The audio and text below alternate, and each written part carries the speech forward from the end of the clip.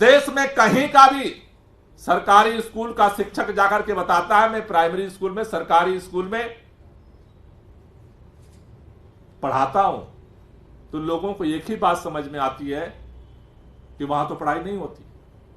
लेकिन आज दिल्ली सरकार का टीचर अगर देश में कहीं भी जाता है, लोगों को पता चलता है ये दिल्ली सरकार के सरकारी स्कूल का टीचर है, तो लोग उसे सम्मान की दृष्टि से देखते हैं।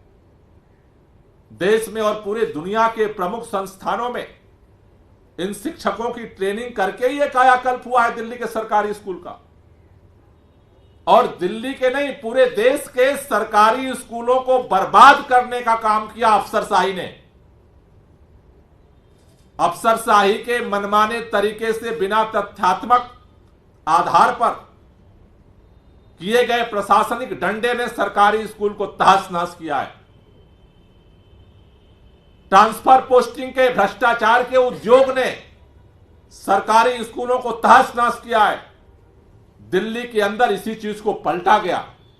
शिक्षकों को सम्मान दिया गया, उनको फ्रीडम दिया गया, उनको ट्रेनिंग दी गई, उनको यह बोध कराया गया कि ये बच्चे और ये स्कूल आपके हैं।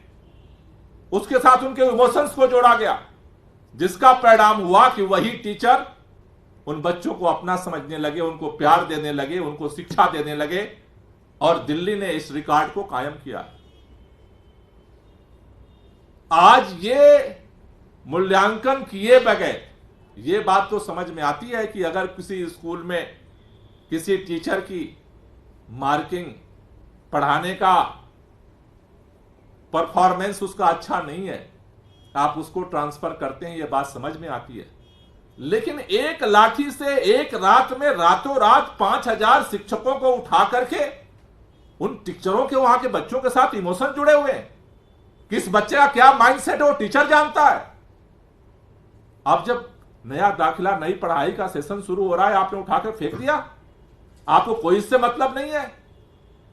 एक बच्चे को, गरीब परिवार के बच्चे को उसके मानसिकता से जुड़ना, उसके मां बाप को एजुकेट करना, पेरेंट्स मीटिंग में उन्हें गाइड करना और उन बच्चों को पढ़ाने के लिए मेंटली तैयार करना, ये एक दिन का प्रशासनिक डंडे से नहीं हुआ है।